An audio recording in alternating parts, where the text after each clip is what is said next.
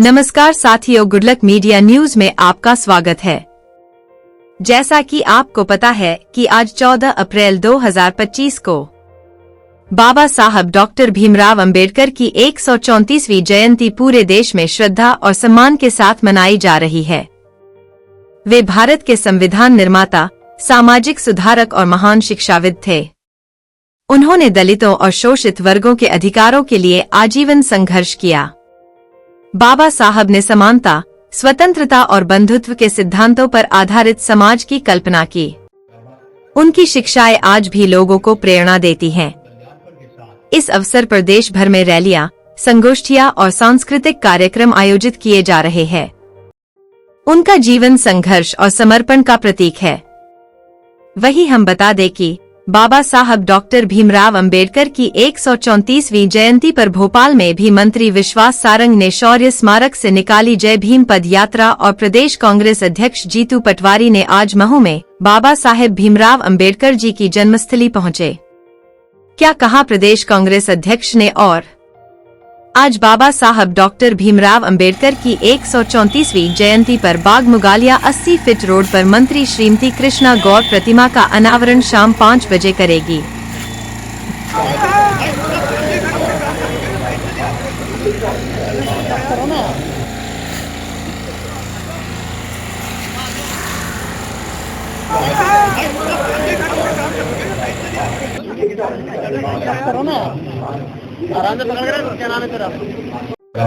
फिर board office B R. Ambedkar ji की प्रतिमा पर माल्यार्पण के साथ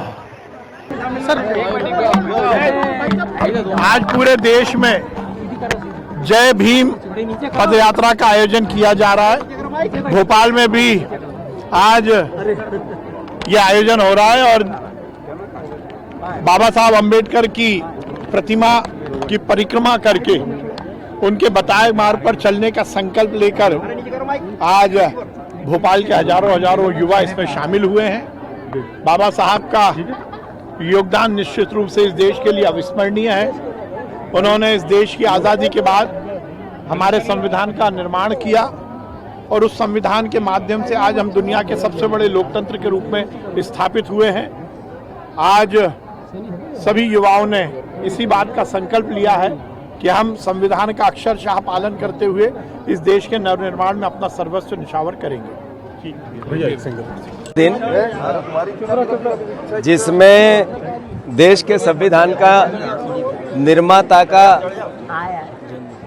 पूरी दुनिया में जो बीजारोपण हुआ संविधान को लेकर, बाबा साहब अम्बेडकर के विचार को लेकर, इस देश की सामूहिक एकता और अखंडता और भाईचारे को लेकर, मौलिक अधिकारों को लेकर और इस देश में समानता, सामाजिक, राजनीतिक और आर्थिक, इसके विज़न को लेकर उनके जन्मदिन के अवसर पर हम उनकी जन्मस्थली पर आज आने का अवसर मिला।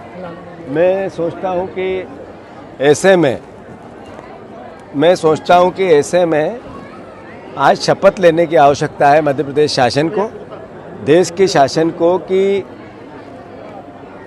जो अराजकता देश में हो रही है, संविधान खतरे में आ रहा है, संविधान का समाप्त करने की ओर भारत की सरकार, नरेंद्र मोदी की सरकार जा रही है। जो बाबा साहब अम्बेडकर का अपमान अमित शाह जी ने संसद में किया है, इसके लिए देश के आम नागरिक को जागने की आवश्यकता है।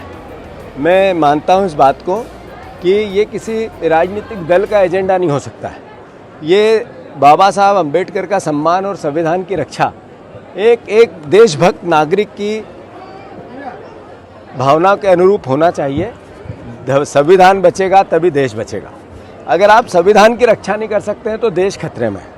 मैं मानता हूं इस बात को कि भारतीय जनता पार्टी ने किस तरीके से संविधान का उल्लंघन अलग अलग तरीके से कर रहे हैं। एक हमारी सरकार थी मनमोहन सिंह जी की, कांग्रेस की, बाबा साहब अम्बेडकर की पार्टी की। बाबा साहब अम्बेडकर ने जब संविधान का निर्माण किया तब कांग्रेस पार्टी के साथ मिलकर किया। तो मैं समझता हूं कि उन्होंने जो कानून लेके आए वो भोजन का अधिकार, यानी सबको भोजन मिलना चाहिए, ये अधिकार है हर नागरिक का, हर बच्चे का। फिर हम लाए शिक्षा का अधिकार, सबको शिक्षा मिलनी चाहिए। फिर हम लाए स्वास्थ्य का अधिकार, फिर हम लाए भूमि अधिग्रहण अधिनियम, किसानों की जमीनों के अधिकार की रक्षा की हमने। फिर हम लाए सूचना का अधिकार, जिससे करप्शन रहित देश बने। फिर हम लाए वन पट्टा भूमि का अधिकार, जो आदिवासी परिवार के लोग हैं उनकी जिस भूमि पे है, जंगल पे है, जमीन पे उनका अधिकार है, ये लेके आए, जिसने देश में एक नई क्रांति लेके आई, जिसमें देश में एक आर्थिक जागरूकता लेके आई, आर्थिक अधिकार लेके आए। और भारतीय जनता पार्टी नरेंद्र मोदी 10 साल में क्या लाए, जिससे नागरिकों में डर पैदा हुआ, जिससे नागरिकों में कई प्रकार के प्रश्न खड़े हुए।